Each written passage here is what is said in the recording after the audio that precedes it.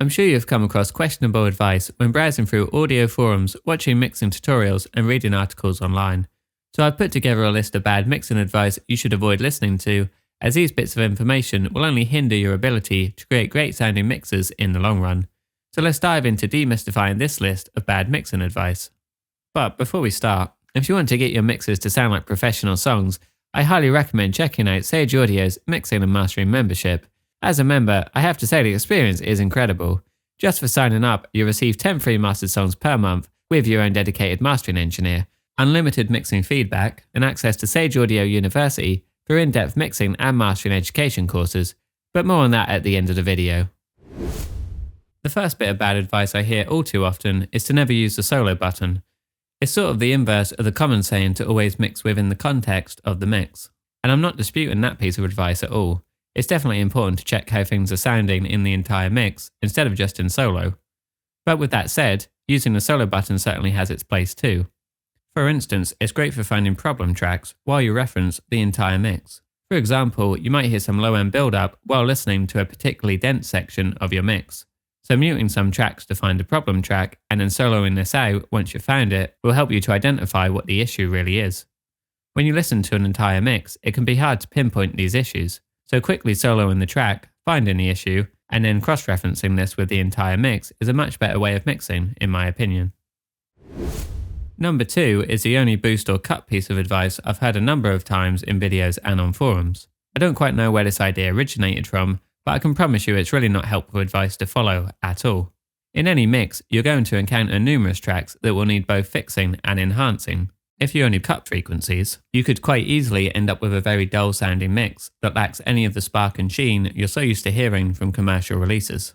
And on the flip side of that, if you only boost frequencies, you'll most likely end up with a mix that has a ton of overlapping frequencies and something that is just hard to listen to overall. Take for instance this kick drum I have. Kick drums often need a good deal of both cuts and boosts to help them cut through a dense mix. Which is why it's the perfect example to demonstrate why this advice doesn't work. So let's do a quick comparison of how the kick would sound with only EQ cuts versus both cuts and boosts.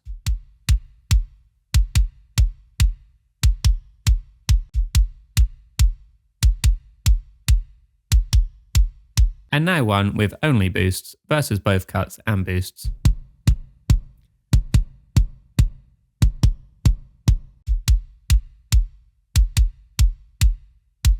Striking a balance between these two types of EQ moves is really the right direction to go with, in my opinion. The only way I can see this advice as being helpful is just for separating out the process in your mind. So you could, for instance, apply one EQ and only cut frequencies on it, and then apply a second EQ for your boosts. This is a nice workflow idea to use, but outside of that, there's nothing stopping you from adding both cuts and boosts to your EQ as needed. Bad advice number 3 directly ties in with my previous point, but it's about specifying a certain number to only cut or boost by. Again, this advice really isn't helpful. Some tracks you may find will just need a crazy amount of EQ to get them to sit well in a mix. If you have to add something like a 12 dB boost at 8K on your kick drum to make sure it cuts through, then do this. As long as the end result achieves the sound you had in mind, that's all that really matters. Just take a listen to my track, with and without this big EQ boost that I just described, and you'll hear what I mean.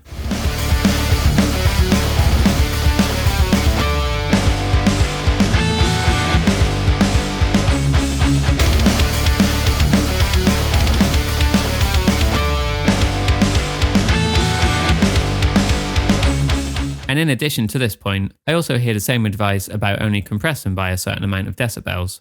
Much like with my EQ example, some tracks you receive will often need a healthy amount of compression, especially if they've been recorded dry on the way in. If you need to pin the needle on your compressor so that your vocal track cuts through, then do it. You want to end up with the best sounding mix possible at the end of the day, so if that's what your given track requires, you don't need to let some arbitrary rule or number stop you from doing this. Take this vocal track for instance.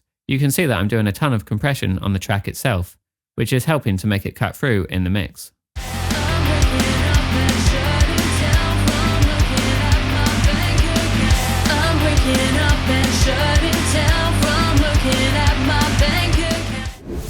Bad advice number 4 is to process every single track of your entire mix. Now this isn't something I hear as much, but more so something I see a lot of engineers do inherently. I think we can all say we're guilty of feeling like just because we have 50 or so tracks in a mix, we need to treat each one equally. Sometimes a raw track may just fit perfectly within your mix, or other times you may have been provided with some samples or instruments that have already been heavily processed, so outside of getting the right level to them, they really don't need any additional work to fit in your mix. It can be hard to fight the urge to process everything inside your mix, but I always find it's best to move quickly and really hone in on the elements that matter the most. Say for instance, you have one track that's just one short guitar note that only occurs once in the entire mix. This isn't going to require the same amount of time and processing that something like a multi-tracked drum kit will need. So level the track in your mix, check how it sounds with everything else, solo it out if needed, and then move on if things are already sounding good. Bad advice number 5 is the saying that you can only mix music using monitors. Now while it's true that monitors are great for mixing, and I'm not saying that you shouldn't mix on them, I also don't believe there's anything wrong with mixing mostly or even solely on headphones. I understand that mixing in a well-treated room on a great set of studio monitors is the ideal setup for most engineers, but that's really not the reality for most of us. You may not have the space for your own dedicated mixing room, or the money to afford a set of £1,000 speakers, but please don't ever let that discourage you from thinking that you'll never be able to mix without this kind of setup. I know a ton of engineers that either mix entirely on headphones, or using some sort of hybrid setup, so it's entirely possible to mix great tracks no matter what your setup looks like. In reality, the most important thing to know is the sound of your headphones or reference monitors inside and out. If you know what a great sounding mix sounds like through your setup, then there's nothing stopping you from creating your own great sounding mixes on them. I used to mostly mix on monitors, but then found that my mixes translated a lot better once I switched over to mainly using headphones. And the reason for this is because I noticed I'd rarely ever actually listen to music in my spare time on my monitors. The only time I'd ever use them was for mixing purposes. And in a way, this is really counterproductive to the entire process. As I listen to everything on my headphones, from music to podcasts and movies, it gives me a great frame of reference for how things should sound on them. Once I figured that out, I was able to create great sounding mixes by using a setup that I was far more comfortable listening through. Bad advice number 6 is all about phase, or really, the lack of time this is actually brought up when discussing mixing. Sure, I can understand that phase isn't the most fun topic in the world to discuss, especially compared to things like EQ and compression. However, it can easily ruin an otherwise great mix, and you may not even know that phase cancellation is the root cause of your problem. For how great of an impact phase can have on a mix, I'm surprised it's not talked about more, especially for engineers who are just starting out. So if you're unaware of the concept of phase cancellation, here's everything you need to know. Phase cancellation occurs when two or more sound waves with the same frequencies are out of sync with each other. When these waves are combined, they can interfere with each other, leading to certain frequencies being cancelled out or reduced in intensity. Imagine two identical waves, one peaking while the other is at its lowest point. When you add these together, the peaks of one wave align with the valleys of the other and vice versa. This alignment causes the waves to cancel each other out, resulting in a reduction or sometimes complete elimination of certain frequencies. In simpler terms, if the waves are perfectly aligned, some frequencies might disappear or become weaker in sound. And the thing is, to fix this issue, all you have to do is flip a button. It's that easy. But rather than just explain this concept to you, I think it's really important to have a few examples of what this actually sounds like so you know when it's happening in your own mix. Let's first take a listen to what an out-of-phase kick sounds like.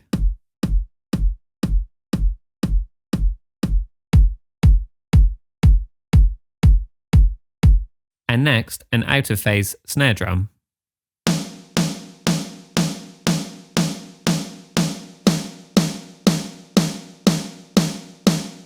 I picked these two sound sources specifically as phase issues on drums are usually the most common occurrence of phase cancellation in a mix, especially when being layered with samples.